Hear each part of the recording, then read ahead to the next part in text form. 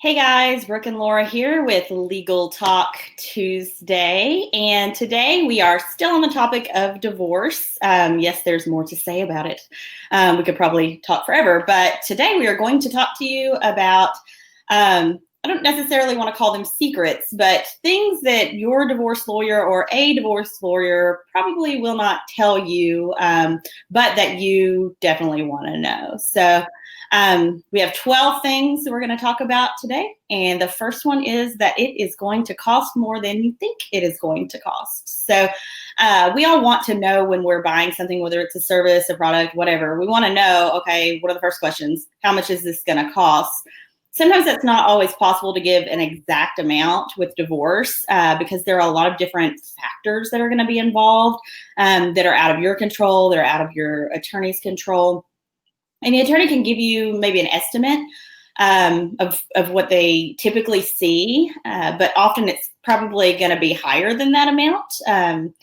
Especially a contested divorce here in Arkansas can cost anywhere between $12,000 to $27,000 per person. So you and your spouse each would have to pay that.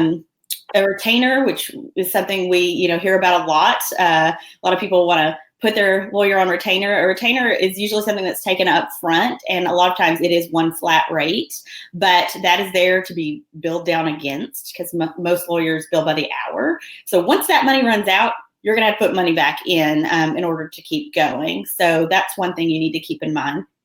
The second thing that you need to keep in mind, here in Arkansas, someone is going to have to accept responsibility for the divorce, on paper at least. So we are not a no-fault divorce state. The only no fault, and by no fault, I mean some states allow you to divorce and nobody has to prove that the other person is at fault or more at fault than them. And so here we don't have that. The only action that we have for that is if you've lived separate and apart for 18 months. And to be honest, a lot of people don't want to hang out for 18 months once they've decided it was over. So that's not utilized all that frequently. But just be prepared and prepare your spouse that one of you is going to have to accept that they are more at fault than the other. Even if you feel like you're equally at fault, you're going to have to prove that one person is more at fault and has caused the divorce. So those are just the first two things to keep in mind. So the third thing to keep in mind is about the size of the law firm that you hire. Solo attorneys, which, we love. We love people who go out on their own and try to make it.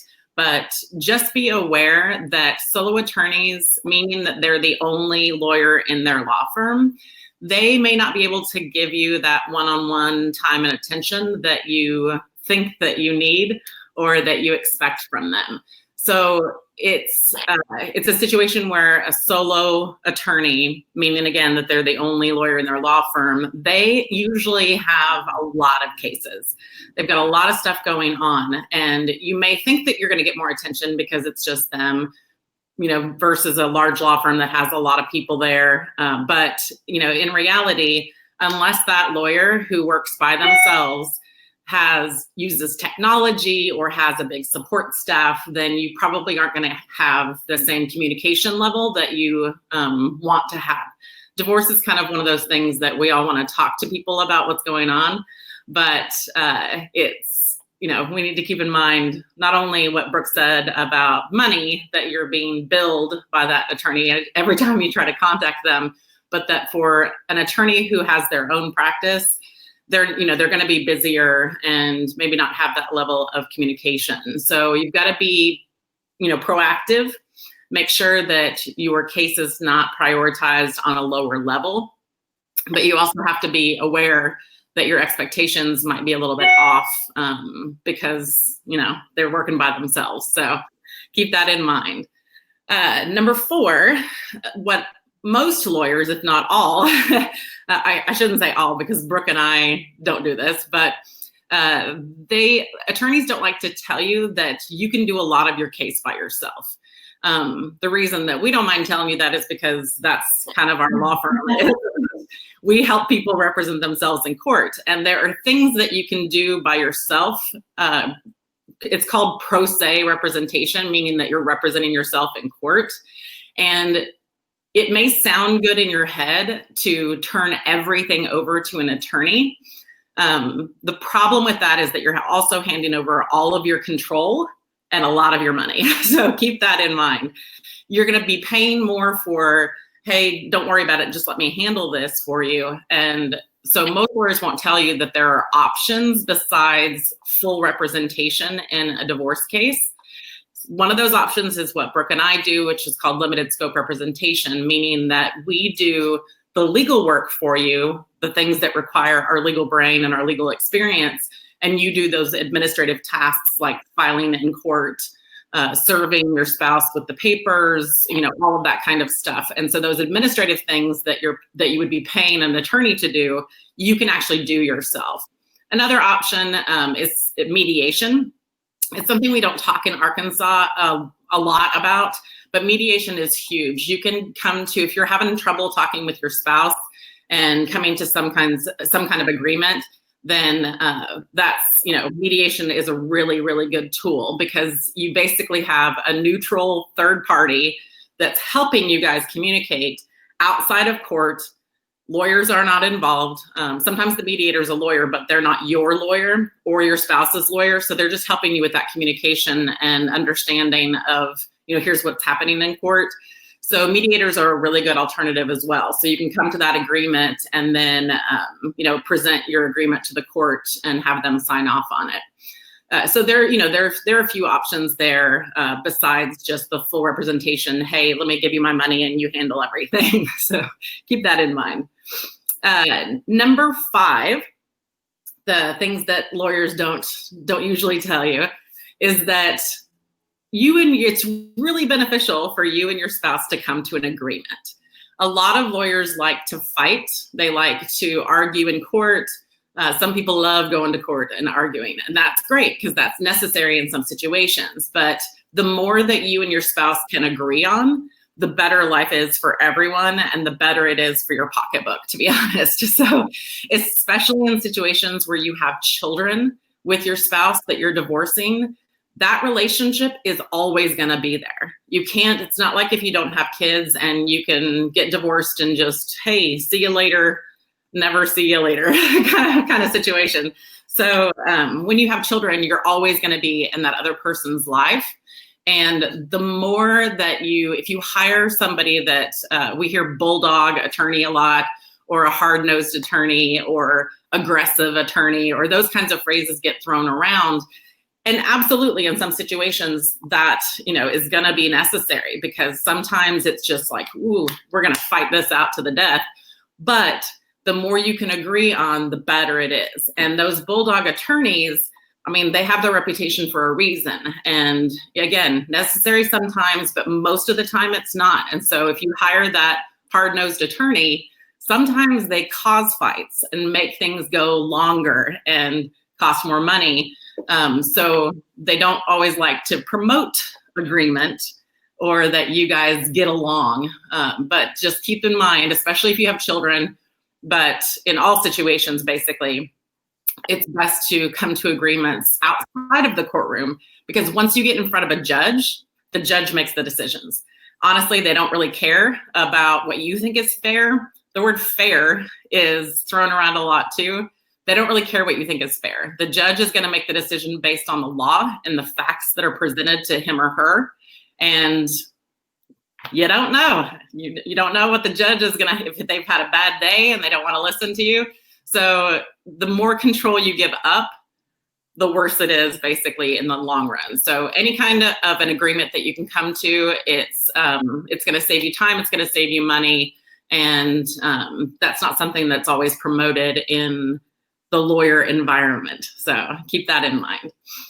Number 6 is that you do have more options for divorcing than what most lawyers will tell you that you have.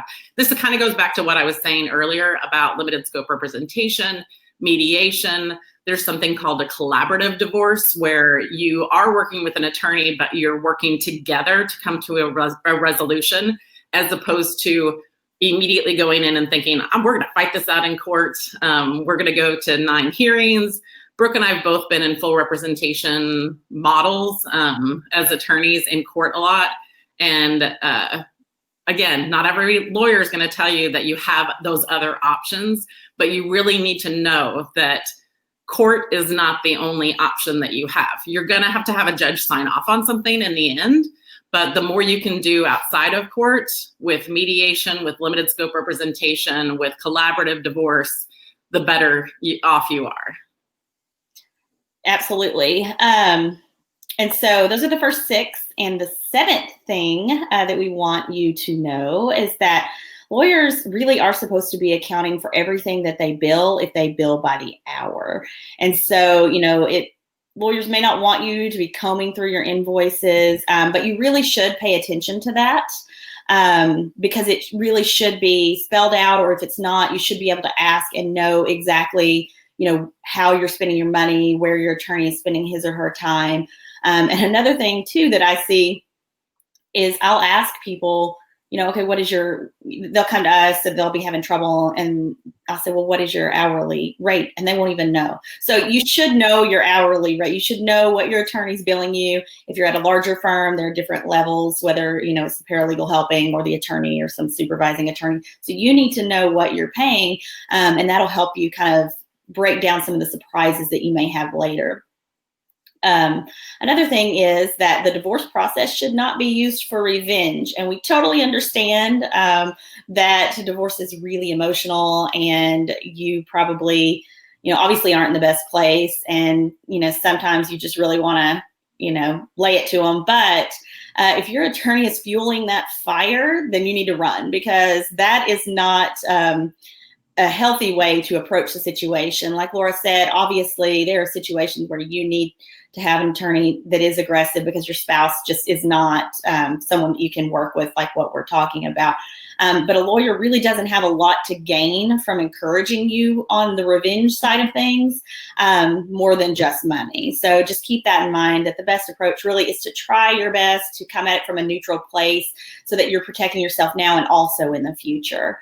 Laura touched on this a little bit earlier. The 9th thing is more aggressive attorneys, the aggressive attorneys that hold themselves out to be aggressive can cost you more money. So again, there's definitely times when you're going to need an attorney to be aggressive, but that should not be the attorney's default MO. That should not be where they automatically go, because like Laura said, most cases don't need that level of representation, that aggression. So you could still be very, very well represented without the aggression involved. So don't buy into that gimmick.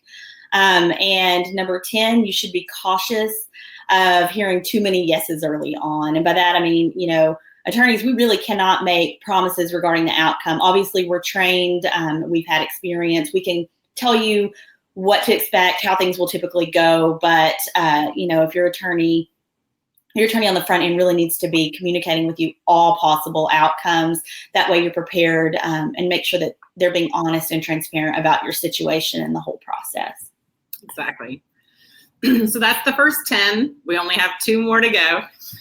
So the 11th thing that your attorney may not tell you is that you can change your attorney anytime. You can also stop the divorce at any time. It's kind of one of those things where you feel like you've started because you filed that lawsuit, or you hired that attorney to file that lawsuit, and you feel like, oh my gosh, this is just a train that's speeding out of control. Take a breath, stop, because you don't have to continue with that divorce just because you filed.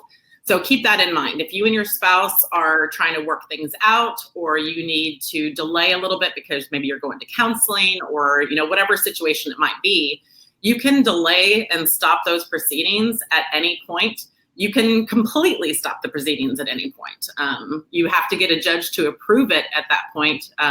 It's called a motion to dismiss that your attorney can write for you, but it's, just know that just because you started doesn't mean that it has to go all the way to the end. You can stop that proceeding kind of any time.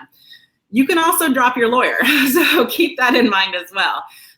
You have, be reasonable with your expectations of how your attorney is going to communicate with you and things like that. But it's, if you just are really not on the same page with what you want the outcome of your divorce to be, then you can ask the court to let the attorney out of your case. It is, the judge does have to approve it here in Arkansas. So again, there's a motion that you have to file and everything, but you can fire your lawyer. The judge has to say, okay, that's fine, but you can fire your lawyer. You can substitute a new lawyer in, you can take things on yourself. Just know that you do have that option. So while another thing that's important, because I said substitute an attorney in if you decide that you and your current attorney are just not agreeing on where you want your case to end up, you can't, I mean, you can try to talk to another attorney, but while you're represented by that attorney, a new attorney can't advise you on things. We get calls a lot, Brooke and I do, where people are represented by someone and they want to talk to us because they're not getting good communication from their attorney, or they think that something's going wrong. I'm sorry, we can't talk to you because you have an attorney that's already on record in court that's representing you. And that's a big, big no-no for us. So we can get in a lot of trouble. So it's, you know, if you want to talk to someone else and get advice from someone else, you do have to kind of, I say fire. You have to, you know, fire your attorney before someone else is allowed to talk to you and take over that new case. So keep that in mind as well. Number 12, and the last thing that will tell you that your lawyer may not be so forthcoming with is that she or he honestly is more available than they let on that they are. If they are not that available, then they should be. So that means that maybe their caseload is too big, or they don't have staff to help them out, or whatever it might be. They're more available than they say they are. And I don't mean that they should respond to you in 1 hour or should respond to you in 3 hours after you leave 14 voicemails or something like that. So again, reasonable expectations of how your attorney is going to communicate with you. But a prolonged, like a really long period of silence from your attorney is not okay. There could be some good reasons why your attorney is not calling you for 2 weeks or a month. It may mean that nothing is happening in your case. Sometimes divorces last a long time. There are specific rules in Arkansas that say, you know, this is 30 days, this is 30 days. There are a lot of big waiting periods. So during that time, just, you know, the attorney should communicate and say, hey, I've got to wait until this person is served. And then after they're served, they have 30 days to respond. So I'm not going to be chatting with you too much during the next 30 days until I get a response from them. That's a good reason. But nobody's too busy to make a very short phone call or reply to an email in a reasonable period of time. Again, don't expect your attorney to return your call, you know, immediately, because that's just not reality. Divorce lawyers are in court a lot. And so keep that in mind. They may not be super available the moment that you need them, but they should respond to you in a timely manner. And they're not as busy as they say they are. If they are, then they need to get more support so that they can get that help, whether it's with technology like Brooke and I do, or support staff that they pay to help them out with things like responding to emails and phone calls. So little wrap up for today. Thank you for your time. I know we talked your ear off probably with 12 things that your divorce attorney probably is not telling you, but maybe should, and you should be aware of. So thank you so much for joining us. We'll be here next week. We will be here. Next week, we're taking a break. It's 4th of July week, and so we're going to take a vacation break, try to enjoy some family time, but we'll see you in 2 weeks back here for Legal Talk Tuesdays at 11:30 a.m. Thanks so much. Have a great day. Bye.